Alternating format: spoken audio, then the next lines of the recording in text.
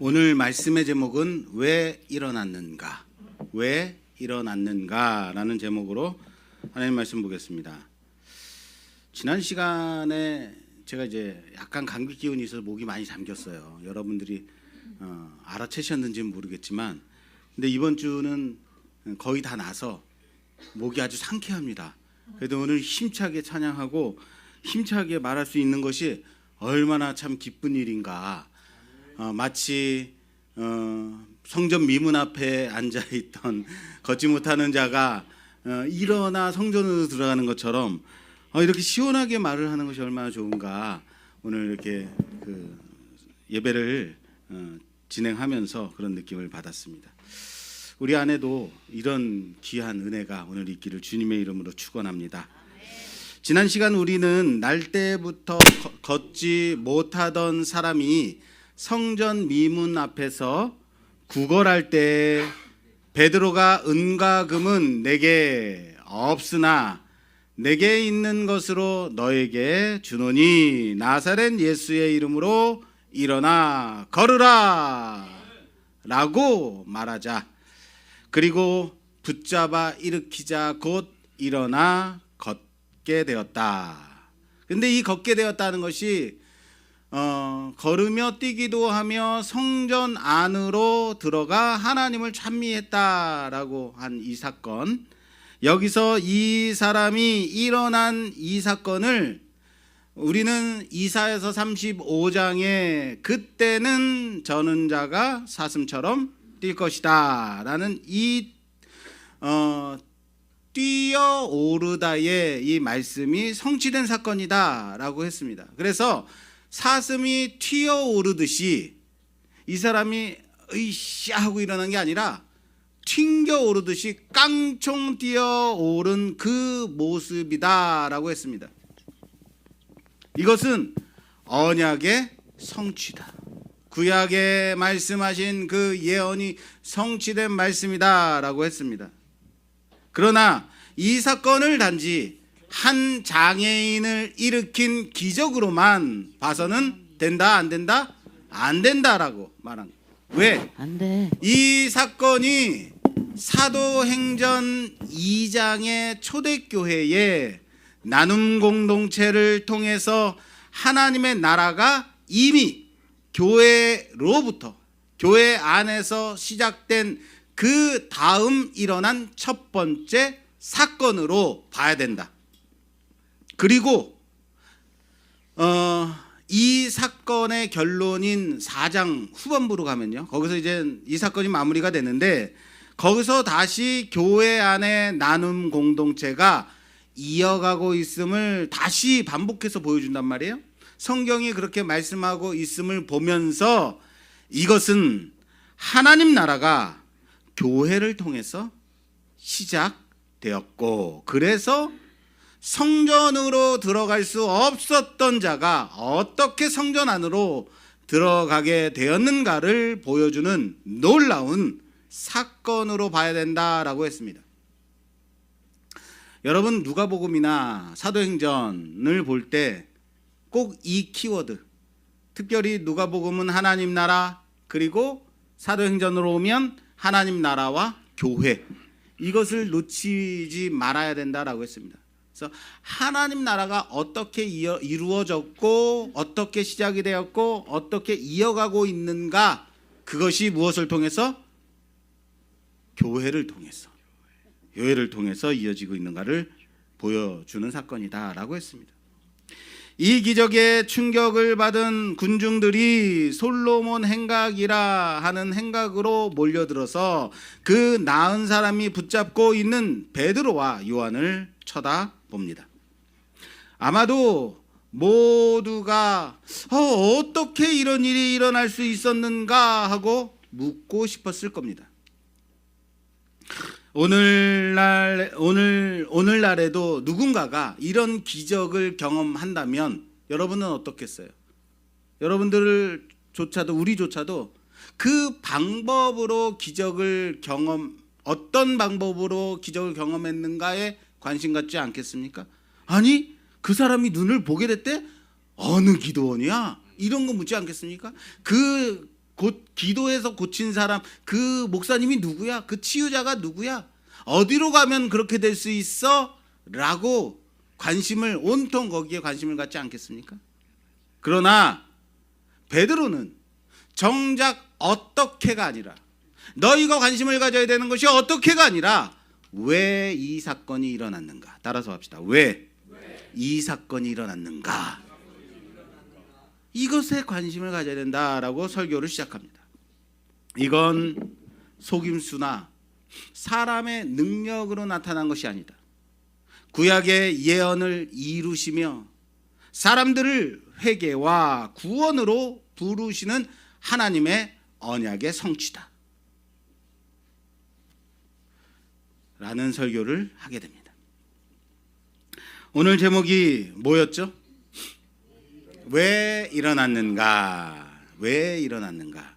여기 일어나다라는 이 말은 저는 두 가지의 의미를 가지고 제목을 지었습니다. 하나는 일어서다, rising에서 일어서다라는 의미를 가지고 지었고, 또 하나는 이 일이 벌어졌다, 일어났다라는 happen의 의미를 가지고 지었습니다.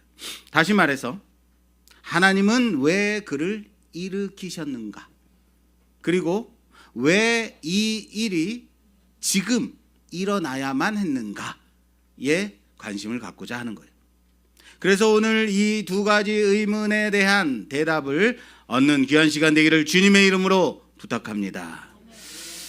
재밌는 게 뭐냐면요, 이 사람의 이름이 뭔지 여러분들 아십니까? 날 때부터 걷지 못한 사람이 일어났단 말이에요. 이 사람의 이름을 여러분들 아세요? 이름이 뭐냐고요? 이름이 몰라요, 그죠? 모르는데 성경은 굳이 이 사람의 나이가 몇 살이다라고 밝히고 있다라는 거예요. 그런데 그 나이가 40세쯤 됐다 그래요. 4장 22절에 가보면 이 사람이 40세쯤 되었다라고 밝히고 있습니다. 이름도 안 밝히는데 나이를 밝히고 있어요. 성경에서 40이라는 숫자는 이스라엘에게는 중요한 숫자입니다. 예수님이 공생애를 시작하실 때 광야에서 금식하신 날짜가 40일 하셨죠. 특별히 40년 그러면 딱 떠오르는 날이 있어요. 이스라엘의 광야 40년을 떠오르게 합니다. 애굽에서 나온 이스라엘이 약속의 땅 가나안을 바로 코앞에 두고 들어가지 못합니다. 왜요? 불평과 불순종 속에서 가나안을 앞에 두고 들어가지 못하게 되었습니다.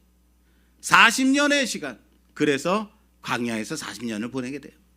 이건 마치 이 날 때부터 걷지 못한 사람이 40년 동안 어디에 있었어요? 성전 문 앞에. 물론 40년 동안 내내 있을 수는 없었겠지만 40년 동안 성전 안으로 들어갔다 못 들어갔다? 못 들어갔다. 성전 앞에 앉아 있었단 말이에요. 그리고 무엇을 구했어요? 금과 은을. 금과 은을 구하고 정작 그 안으로는 들어가지 못한 것과 어때요? 연결이 되죠. 그래서 이 사건을 굳이 이렇게 할 필요는 없지만 알레고리적으로 보게 되면, 꼭 좋은 적용은 아니지만 알레고리적으로 보게 되면 이 걷지 못하는 자는 마치 이스라엘이 아닌가.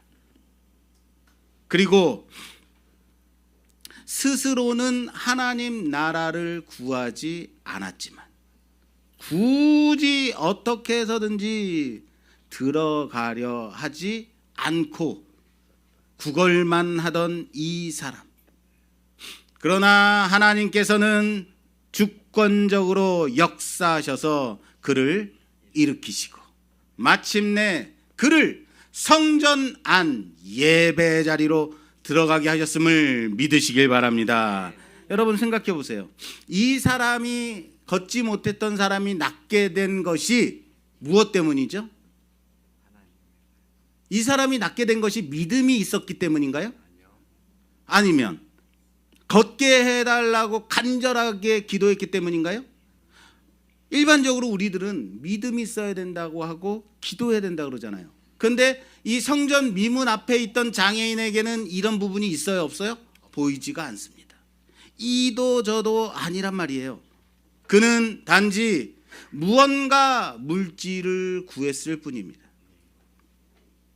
그러나 주님은 베드로를 통해서 그를 낫게 하셨습니다. 할렐루야. 걷게 하셨습니다. 아니, 이렇게 고쳐주시려면 간절히 눈 보게 해달라고 기도하는 우리나 좀 고쳐주시지, 왜 구하지도 않은 사람을 고쳐주셨을까? 왜 그랬을까요? 그 의미가 있다는 거예요. 왜 그랬을까요? 이 사람은 믿음으로 치유받은 것이 아니다. 그가 원한 바도 아니었다. 여러분, 그럴 리는 없겠지만 재미있게 좀 생각해 본다면, 베드로가 그를 딱 일으켰어요. 딱 일으켰더니 내가 일어섰다니, 내가 걷게 되었다니, 우와 하고 놀라면서 베드로를 딱 쳐다보면서, 베드로 그래도 줄 건 줘야지 하고 손을 내민다는, 무슨 얘기인지 아시겠어요? 이 사람이 걷게 된 것이요, 이 사람의 일상의 문제가 모두 다 해결이 됐다라고 말할 수 없다라는 거예요. 왜요? 그는 여전히 돈을 구해야 하는 인생이라. 그는 여전히 하루하루의 먹거리를 위해서 무언가를 해야만 하는 사람. 그전에는 구걸을 했었죠. 이젠 걷게 되었지만 그 구걸마저도 할 수 없게 됐겠죠. 40년 만에 걷게 된 사람이 갑자기 무엇을 할 수 있을까요? 우리의 삶 가운데 여러 문제들이 있을 수 있습니다. 그래서 금을 구하고 은을 구합니다. 이런 것을 구하는 것이 여러분 세속적이라고 생각될 수 있죠. 그러면 좀 깊이 있고 좋은 내용의 기도 간구는 뭘까? 건강의 문제를 위해서 구하는 것은 어떻습니까? 덜 세속적일까요? 우리가 하나님을 찾는 것이 다른 게 아니라 문제의 해결자로서 찾는다면, 대부분 우리들 그러지 않아요? 문제가 생겼을 때 하나님 찾지, 문제 없으면 찾지 않더라. 바로 그게 무엇을 구하는 거예요? 은과 금을 구하는 거예요. 그것이 문제를 해결해 달라고 가는 것은 바로 은과 금을 구하는 이 사람과 같은 구함이다라는 거예요. 그걸 아셔야 돼요. 좀 나은 간구가 있다고요? 좀 고급스러운 간구가 있다고요? 아니요. 우리의 대부분의 간구는 다 은과 금에 있어요. 그러나 하나님이 먼저 그를 주시하셨습니다.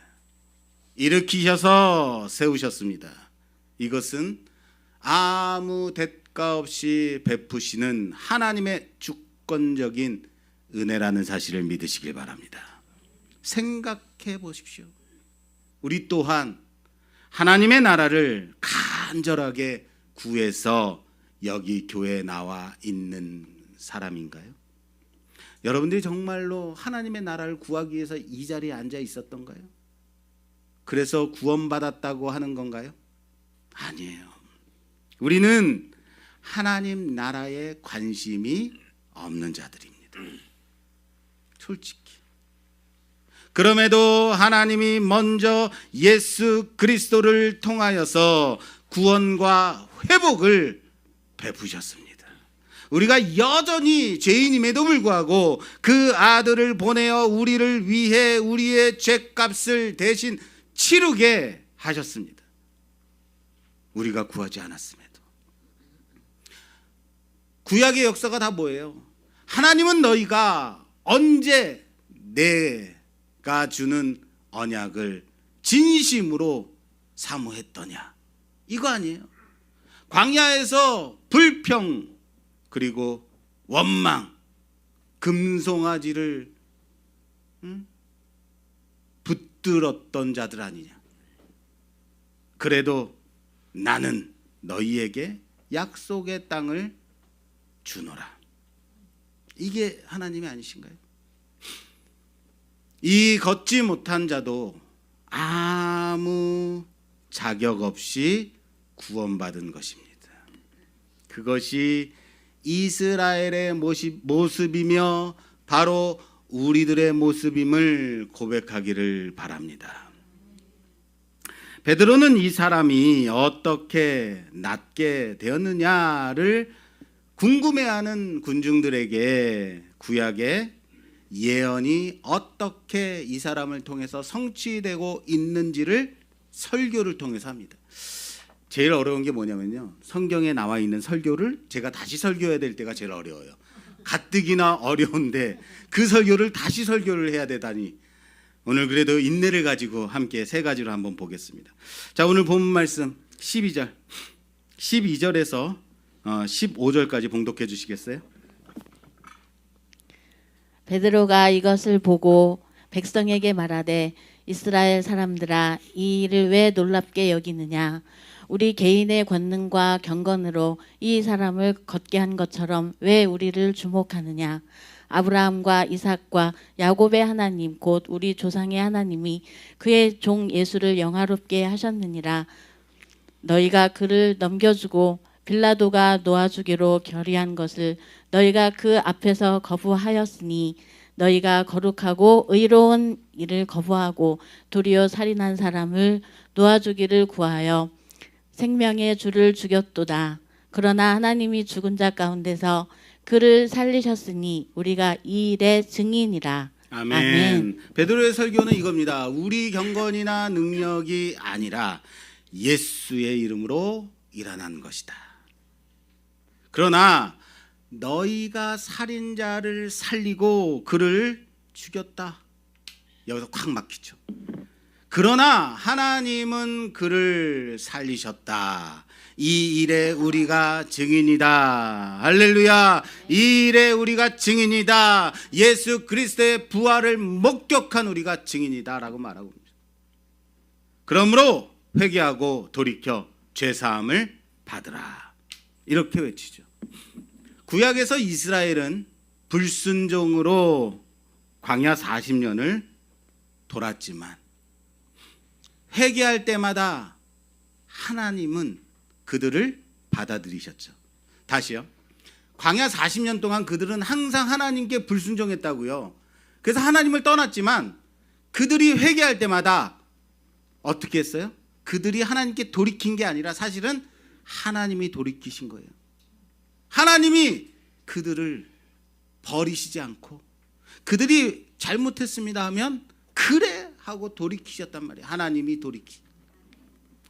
이제 예수님 안에서 새 언약과 제 삶의 길이 완성되었습니다. 더 이상 문 밖에서 그렇게 헤매지 말아야 합니다. 들어오라, 들어오라. 하나님의 초청에 반응하는 우리 모두가 되기를 주님의 이름으로 부탁합니다.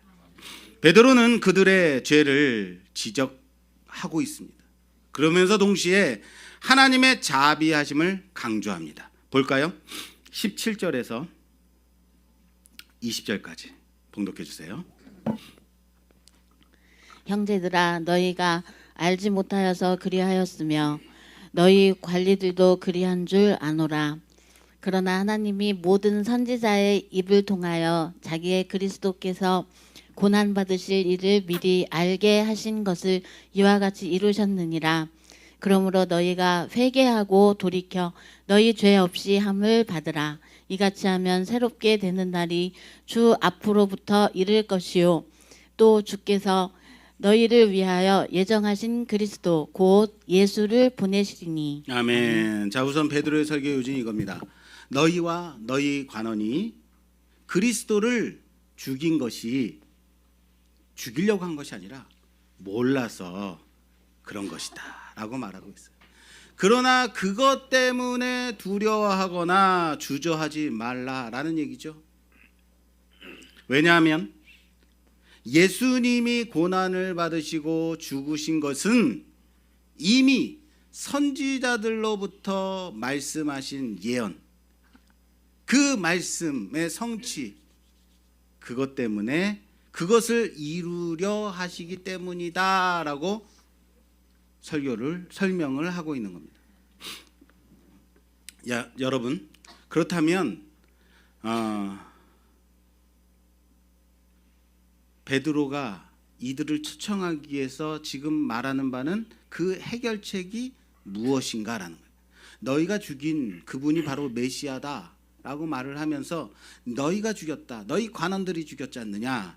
그러나 이것은 말씀의 성취를 위해서 그렇게 하신 것이니 어떻게 해라. 돌아와라 라고 말하는 거예요.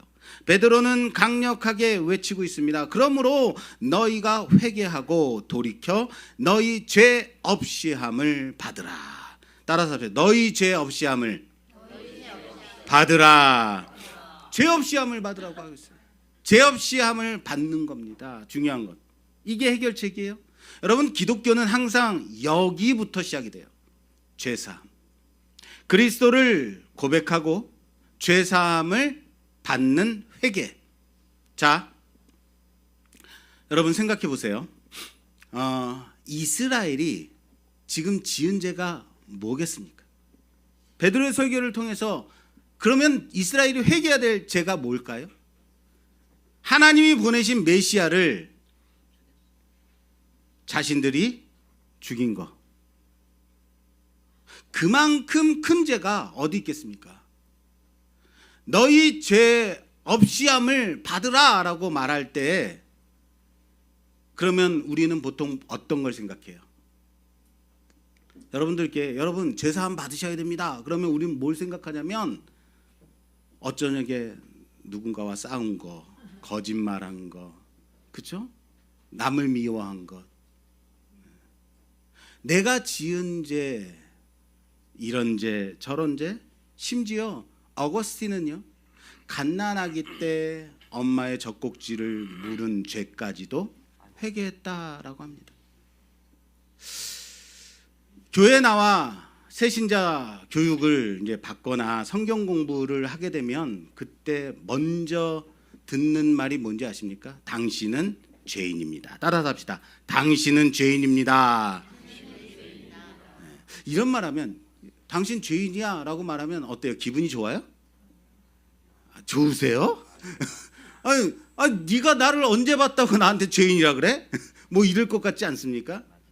네. 내가 무슨 죄인이라고 이렇게 반문할 것 같은데 여러분 희한하게요. 교회 나와서 성경 공부를 시키다 보면 당신 죄인입니다 라고 말하면 그렇죠. 제가 죄인이죠 라는 반응을 해요. 얼마나 착한지 몰라요. 우리는 누구나 큰 죄, 작은 죄, 그런 모든 죄들 다 짓고 살잖아요. 그나마 양심은 있다고 너 죄인이야 라고 말하면 그 죄 생각하는 거예요. 무슨 말인지 아시겠어요? 그래서 내가 무슨 죄를 졌다고 그래 라고 반문하지 못하는 거예요. 죄 없이함을 받는다면 우리는 무엇을 생각하냐면 지금까지 내가 지은 죄, 지금까지 내가 짓고 살은 죄들, 그 죄 없이함을 받는 것, 그거 생각한다고요. 맞아요. 그 죄들 없이함을 받아야 돼요. 그런데 그렇게 죄 없이함을 받고 우리 오늘 또 집에 가서 죄 지을 거잖아요. 아니 복지콜 타는 순간에 죄 짓잖아요. 왜 이제 왔냐고. 특히 나비콜 기사님들한테 화내고. 여러분 죄 안 짓고 살 자신 있으세요? 죄 어떻게 죄 없이 할 거예요? 자, 베드로가 하는 말을 잘 보세요. 너희가 예수 죽인 죄를 없이 하라라고 하지 않습니다. 너희나 너희 관원이 예수 죽인 죄를 없이 해야 된다라고 하지 않습니다. 무슨 말인지 아시겠어요? 그거는 몰랐기 때문에 한 것이다. 너희 관원이 몰랐기 때문에 그렇게 한 것이야. 그럼에도 불구하고 그것마저도 하나님의 구원의 계획 가운데 하나님께서 이루신 것이다 라고 말씀하십니다. 이들에게 지금 가장 크게 자신들을 짓누르고 있는 그 죄, 그게 예수를 죽인 건데 그게 아니라고 말하고 있어요. 이 걷지 못한 자가 일어나는 것을 보며 우리가 죽이라고 외친 그분이 그리스도신가? 오실 그 선지자던가 이 무게감이 너무 컸겠죠. 그런데 베드로는 그거 아니야 라고 말하는 겁니다. 그거 아니야. 그리고 지금 요구하는 죄 없이 하는 회개, 이것이 하나님의 말씀을 신뢰하지 않은 겁니다. 다시요. 지금 베드로가 그들에게 요구하는 죄 없이 하는 회개가 무엇이냐면 너희가 하나님을 신뢰하지 않았다. 하나님이 보내신 그리스도를 알지 못했다. 그거 말하는 겁니다. 교회에서 당신은 죄인입니다 라고 말할 때요, 정말 우리가 회개하고 돌이켜야 하는 죄, 그것이 뭔지 아십니까? 그것은 어제 아내와 싸우고 다른 사람과 싸우고 거짓하고 도둑질하고 이게 아닙니다. 정말 우리가 회개해야 되는 것은, 따라서 합시다, 하나님 없이 살았던 인생, 이겁니다. 예수를 고백하지 않는 그 무지함인 겁니다. 나를 창조하신 그 창조주를 모르는 무지함만큼 큰 죄가 어디 있겠습니까? 며칠 전에 우리 강아지 또리가 제 손가락을 물었어요. 아프게 물었어요. 장난도 아니고. 놀라기도 하고 아프기도 하고 깜짝 놀래가지고 막 야단을 쳤는데, 그랬더니 아내가 나왔더니 뭐라 그러냐면, 당신이 뭘 잘못했겠지. 또리 편을 드는 거예요. 그때까지는 참았어요. 그리고 며칠 지나지 않아서 이제 또리가 또 저한테 잘 안겨 있다가 갑자기 또 그 손가락을 또 물었어요. 그래서 너무 아파가지고 들고 있던 스마트폰으로 콩 하고 머리를 때렸어요. 예. 꽝 때리지 않고 콩 때렸어요. 예, 이거 괜히 학대로 나가면 안 됩니다. 콩 하고 때렸습니다. 그랬더니 요즘 또리가 저한테 안 와요. 여러분, 또리의 죄가 뭔지 아십니까? 주인을 문 거요? 아니요, 그건 몰라서 그럴 수 있어요. 그런데 중요한 것은 자신의 주권자가 누군지 모르는 거죠. 내가 일로 와 알았어, 이젠 용서할게 하고 불렀는데도 눈치만 실금실금 보고 있어요. 뭐예요? 돌이키지 않는 죄.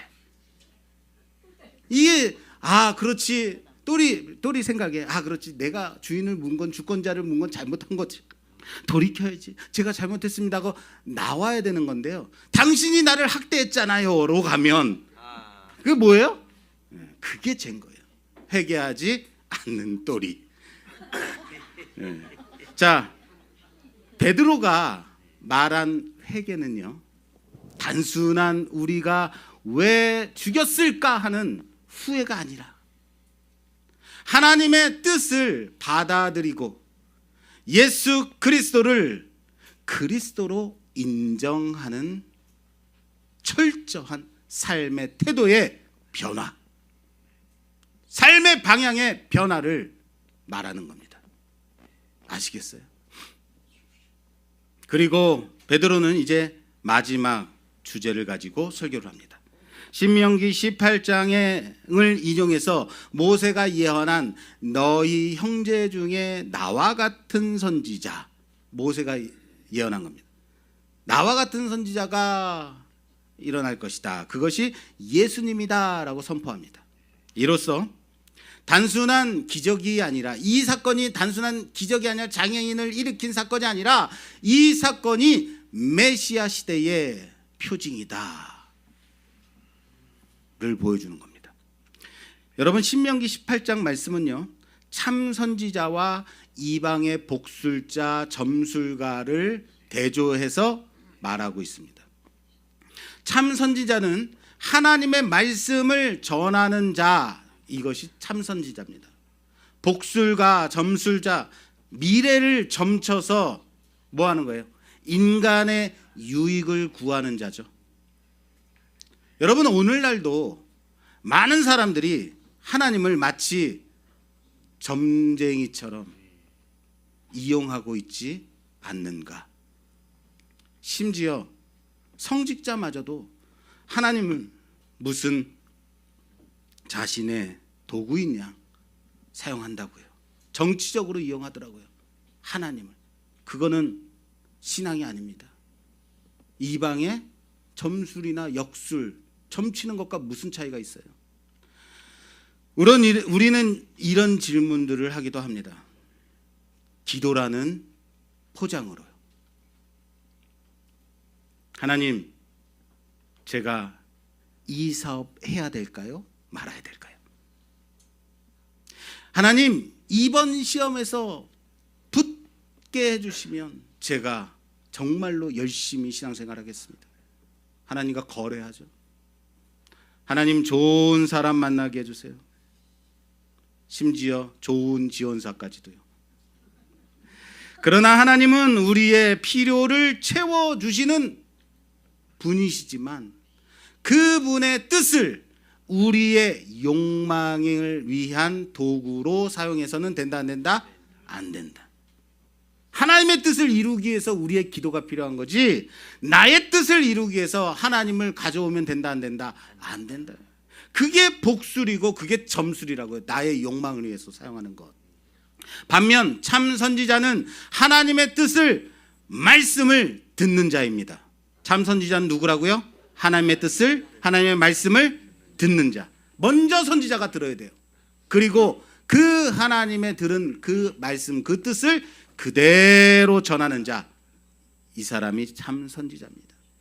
그래서 참 선지자가 말씀하는 모든 그 말씀을 너희가 무엇이든지 그 모든 말씀을 들을 것이다 라고 베드로가 말하고 있습니다.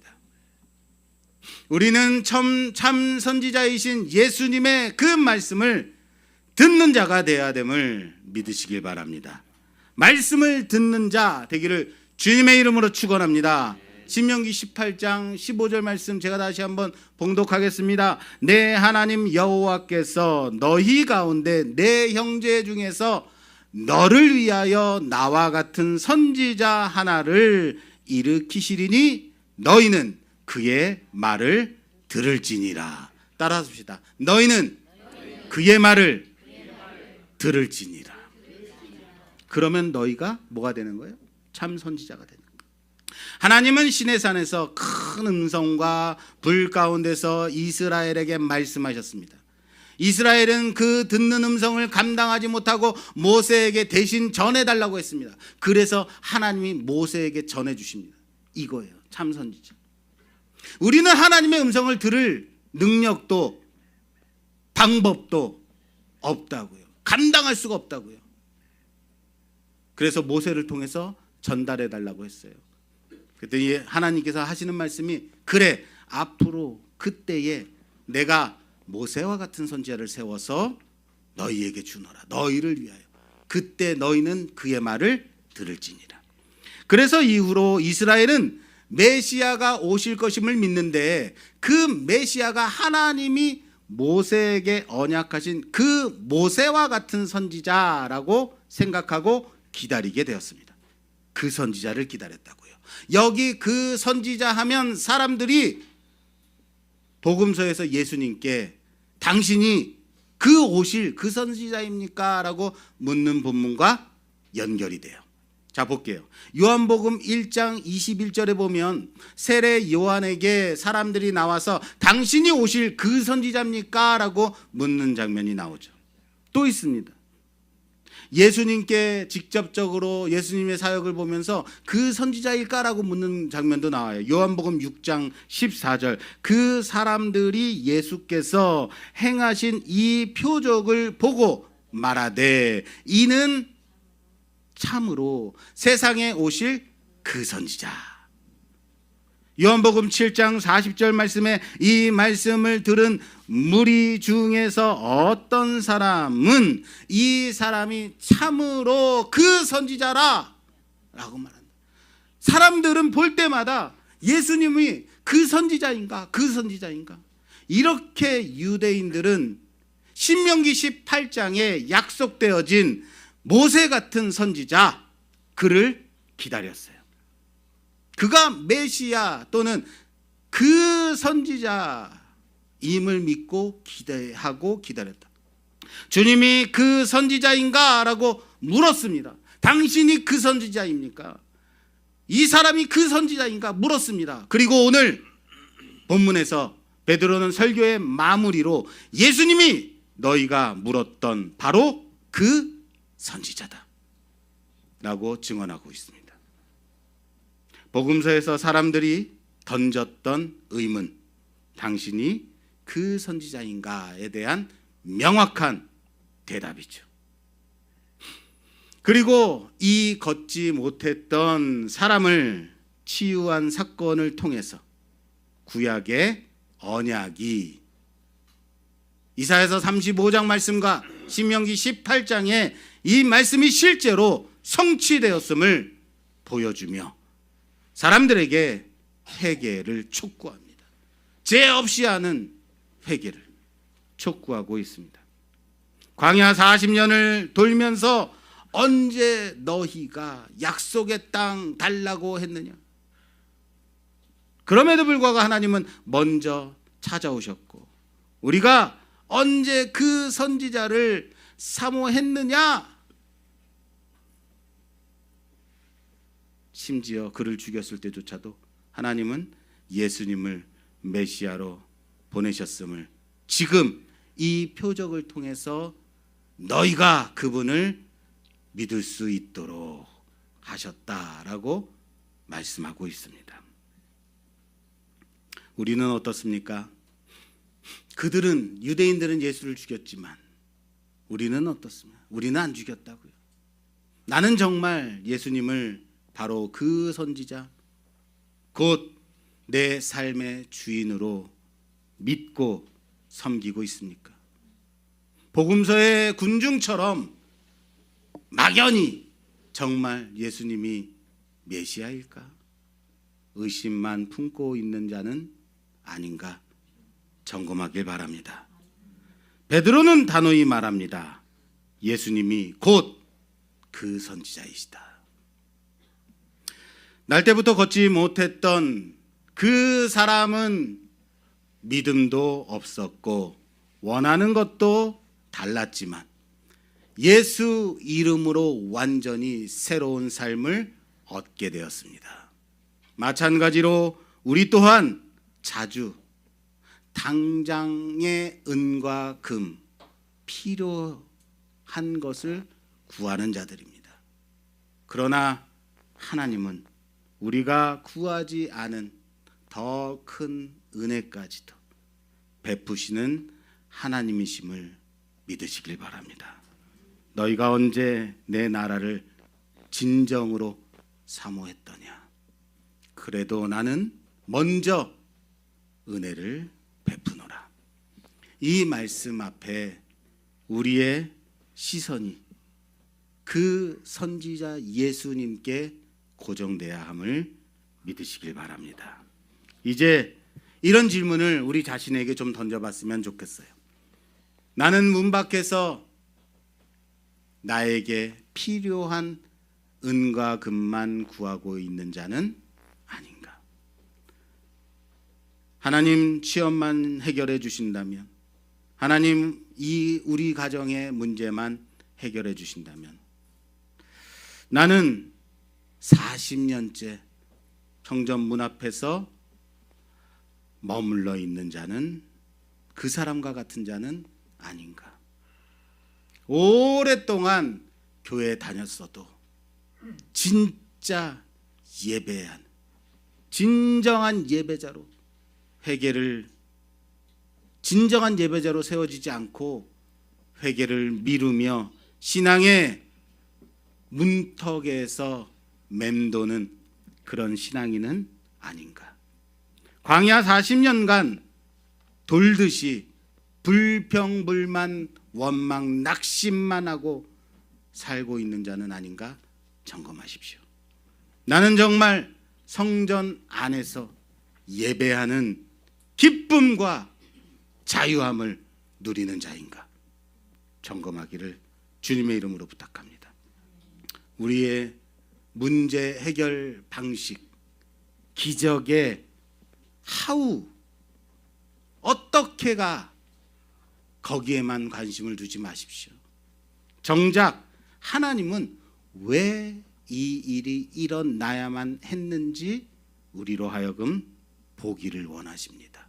왜 일이 일어나야 되는지, 왜 내 인생 가운데 이런 일들이 일어나야 하는지, 왜 나의 삶 가운데 이런 일들이 일어났는가, 여러분들이 질문을 하길 원하십니다. 그 답은 항상 예수 그리스도이심을 믿으시길 바랍니다.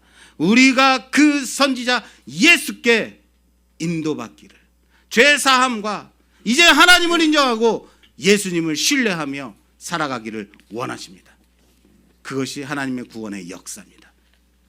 그는 거창한 믿음도 없고 하나님의 나라를 구한 적도 없었습니다. 그러나 하나님은 그를 구하지도 않은